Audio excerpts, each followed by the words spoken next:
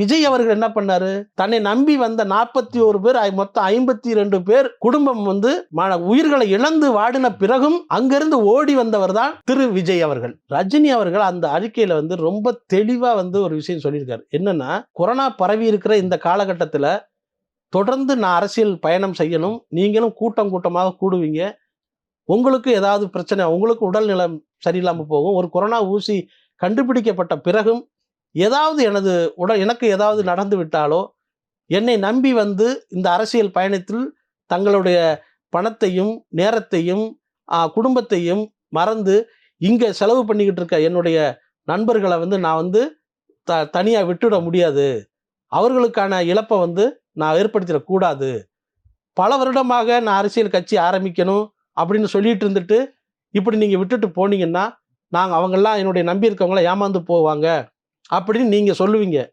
அதுக்காக என்னுடைய ரசிகர்களை நான் பலிகடா ஆக்க மாட்டேன் அப்படின்னு தெளிவாக சொல்லியிருக்காரு. இது தன்னை நம்பி இருக்கிற காப்பாற்றக்கூடிய ஒரு தலைவனுக்கு அழகு. இதுதான் அந்த கடிதத்தில் இருக்கிற சாராம்சம். விஜய் அவர்கள் என்ன பண்ணாரு, தன்னை நம்பி வந்த 41 பேர், மொத்தம் 52 பேர் குடும்பம் உயிர்களை இழந்து வாடின பிறகும் அங்கிருந்து ஓடி வந்தவர் தான் திரு விஜய் அவர்கள்.